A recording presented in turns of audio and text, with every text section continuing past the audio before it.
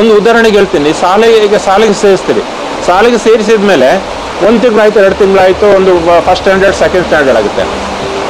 ನೀವು ಕೊಟ್ಟಿರೋದು ಒಂದು ಪೆನ್ ಅಥವಾ ಪೆನ್ಸಿಲು ಒಂದು, ನಿಮ್ಮ ಮಗುದು ಬ್ಯಾಗಿನಲ್ಲಿ ಇನ್ನೊಬ್ಬರದ್ದು ಟಿಫಿನ್ ಕ್ಯಾರಿಯರು, ಇನ್ನೊಂದು 2 ಪೆನ್ನು, ಇನ್ನೊಂದು ರಬ್ಬರ್ ಬಂತಂತಾದರೆ ಎಲ್ಲಿಂದ ಬರುತ್ತೆ? ಅವಾಗ ಅದು ಕದ್ದಿದು ಅಂತ ಆಯಿತು. ಶಾಲೆಯಲ್ಲಿ ಒಬ್ಬ ಸಿಗರೇಟ್ ಸೇರ್ತಾನೆ. ಈಗ ಏನಾಗಿದೆ ಅಂದರೆ, ಯಾವುದೇ ಎಜುಕೇಷನ್ ಡಿಪಾರ್ಟ್ಮೆಂಟ್ ಆಗಲಿ ಪ್ರತಿಯೊಂದಕ್ಕೂ ರಾಜಕೀಯ ಎಂಟ್ರಿ ಆಗಿಬಿಟ್ಟಿದೆ.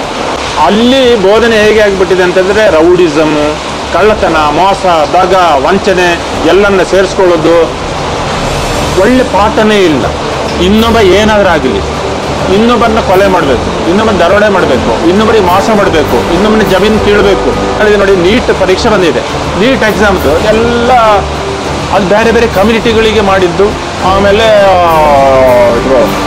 ಇದರಲ್ಲಿ ಮೋಸದಾಗ ಅಡಗಿದೆ. ಯಾರೇ ಟ್ಯಾಲೆಂಟ್ ಆದವರು ಮುಂದಕ್ಕೆ ಬರೋಕ್ಕಾಗಲ್ಲ.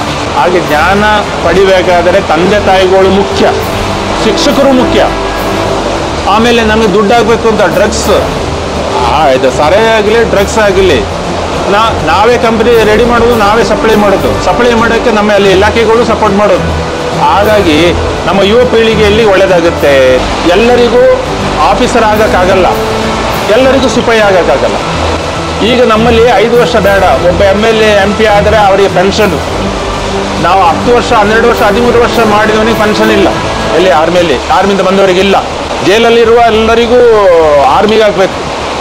ಜೈಲಲ್ಲಿ ಈಗ ಕಿತಾಪತಿ ಮಾಡಿ ಬರ್ತಾರಲ್ಲ, ಮರ್ಡರ್ ಮಾಡಿ, ಕಳ್ಳತನ ಮಾಡಿ, ಮೋಸ ಮಾಡಿ, ದಗ ಮಾಡಿ, ಅವರಿಗೆ ತಗೊಂಡೋಗಿ ಬಂಜರ್ ಭೂಮಿಯಲ್ಲಿ ಆರ್ಮಿಯಲ್ಲಿ ಒಂದು ವರ್ಷ ಕೊಡಬೇಕು.